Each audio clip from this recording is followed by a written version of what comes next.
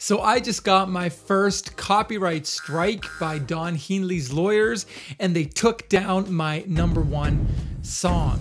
And I'm still trying to figure out if I can ever listen to Don Henley's songs again the way I used to. So let's take a look at what happened exactly. I'll show you the details. Let's go. So I did a cover of Don Henley's The End of Innocence, and it was by far the best performing song. It had over 1,800 views, it had like over 75 comments, a bunch of likes, and all of that within the first 2.5 months, which is, for my standards of videos, that was a really well-performing video for me. So for my little channel world, this removal, that hurts. Okay, but let's take it step by step, starting with what is copyright infringement. Copyright infringement is the use or production of copyright protected material without the permission of the copyright holder. Okay, so far fair enough. I did use the song and I did not ask for copyright permission. And hey, I get it, okay? As an artist myself, I understand that copyright infringement needs to be addressed because you've got so many bus hoppers taking your IP, your intellectual property, and then just making money off of it. And that's just wrong. So let's look at what I did. Here is the video I did together with my friend Marcus. Marcus brought his piano over and did a solid one take with just a click in his ear, and I then added all the other instruments on top of that, and finally edited it all together for the final mix. And of course, I'm not going to play the music now because I don't want to risk another strike by these armchair warriors. That's a little inside joke if you know the lyrics of the song that got flagged. So after finalizing the video, I then proceed to uploading it to YouTube. And when I upload a song like this, YouTube is so good at recognizing copyrighted content. It just flags it right away and says, hey dude, that is copyrighted content. And I think that's good. Now, what does that mean when YouTube flags the song as copyrighted content? It means that any monetization made with this video through ad placement gets sent directly to the copyright holder. So in other words, my 20 hours of work cannot get monetized. Instead, Don Henley makes money on my videos. Yeah, so that's how it is.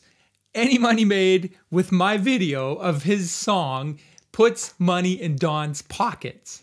So just to throw it in there, if I was Don and his crew, I would actually celebrate fans making songs of my songs, knowing that YouTube has something placed that I actually make money off of it if it was my song. But hold your horses, this is where I get cranky. Number one, when you're an artist who has already made a fortune on your song, and number two, you're still making money, additional money, off of every video that your fans, your creators are putting out with covers of your song. So you've made money and you're still making money, but you're still not content with that. But let's take a quick look back into YouTube and let's see what exactly is taking place here. YouTube throws out a channel violation and activates a copyright strike. In my case, it's 1 of 3, and this lasts for a 90-day period. They then inform me that they have complied with legal copyright takedown complaint and have removed my video. As a result, as you see, my channel received a copyright strike. And here we see a strike was added and this expires after 90 days. The video was obviously removed from YouTube. So in this case, this video was manually detected by Don's armchair warriors through a so-called copyright takedown request. And the impact, again, was a strike and the takedown, and they give me 2 actions I can take from here on. Action number 1 is I can contact the claimant, and action number 2 is I can submit a counter notification and then, basically start a legal process. I then have to submit a whole bunch of data to kind of prove the point that this was an invalid claim. But I did contact the claimant. I wrote an email and really just try to understand like what the heck is going through your guys' heads.